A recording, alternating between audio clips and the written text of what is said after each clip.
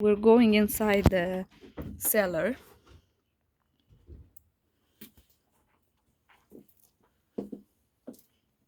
which is like every single Moldovan family has a cellar like this, and most of the time they have barrels with wine.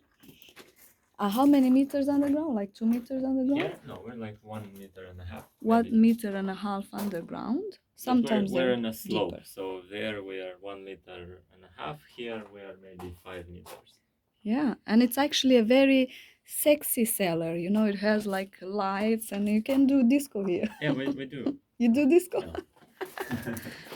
um, so so what we did experiment with this year was jams. We don't like sugar Okay. almost at all. We like eating like breakfast, like meals Yes. in general. So what we did, basically asked the questions: how can you make something that's good, delicious, but in a way that it's good for you? Healthy.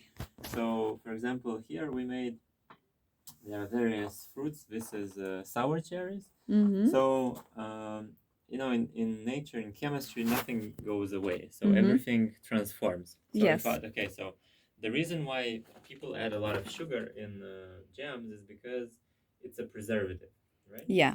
So they usually add with a very large safe margin. And they Mhm. also want to be sure that they'll be able to eat this jam in a year Or two. or two. Yeah. So we didn't have these tasks.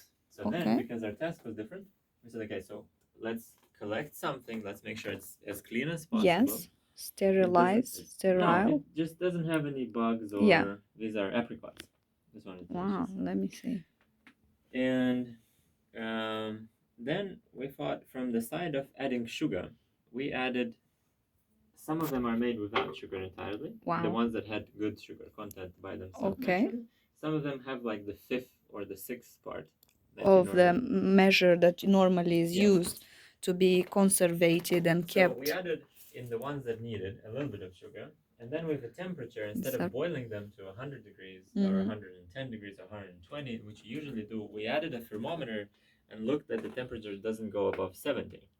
And in order to do this kind of well, any inherited pan made from copper, which is it's like several times better heat inducing than Yes. other metals. So compared to like a normal pan, it was very efficient of how it heated the whole substance.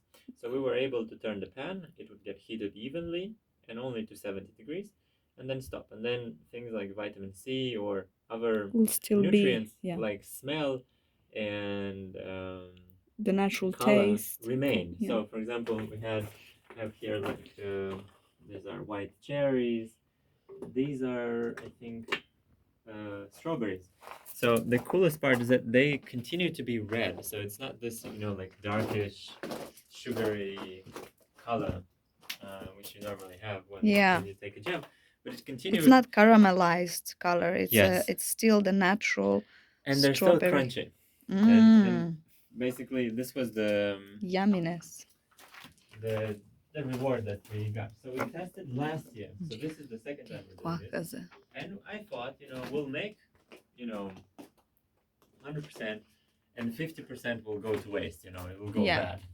And to my surprise, we ate every single jar. Like not even one Went went wasted. bad. Fantastic. And I was surprised. So we did it again this year. We're super happy now. So it's like still an experiment. So these are the pickles here. Yeah. In Moldovan tradition, pickles are very present in the Pickles and Moldovan tomatoes. Moldovan how to say cuisine. So this is like pickled tomatoes and pickled gherkin, and they have also a custom saying that if it's like a pregnancy test. Do you know Really? about it? No. So, pregnancy test. If the woman is pregnant, she will salivate for a pickled gherkin. So drool over pickles. Yeah, exactly. So if she really, really wants pickles, that means she's pregnant. This is another thing very interesting in Moldovan culture. This is like we call it compote. It's natural juice that is made out of different fruits, and But again, it's actually an infusion. So yeah, the juice is basically when you take out liquid part and you squish it out of the plant. Yeah. Here, all the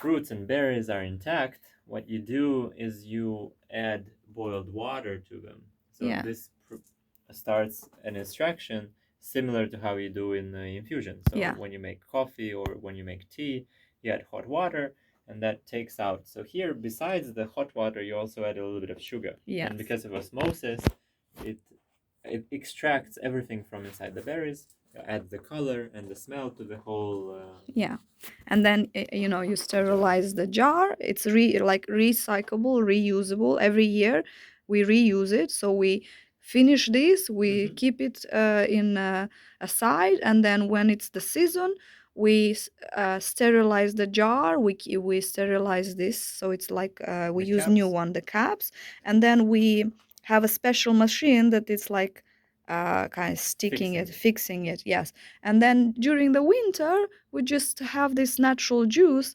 Kids love it. Yeah, it's a little bit sweet, so Yeah. of course kids love And it. that's apricot. But the biggest value Yumminess. it has is actually not so much in winter for us. Like me and Annie, we don't drink it. It's too sweet, and also it's too cold. It's too Especially sweet in and too winter, cold. we I like love it. something warm. Mm. So we mainly enjoy it a lot. Like when you need an energy boost, like when you're working in early spring or early summer, when it's very there hot. are not enough vitamins, you are depleted by vitamins. Yeah. This is the greenhouse. Okay.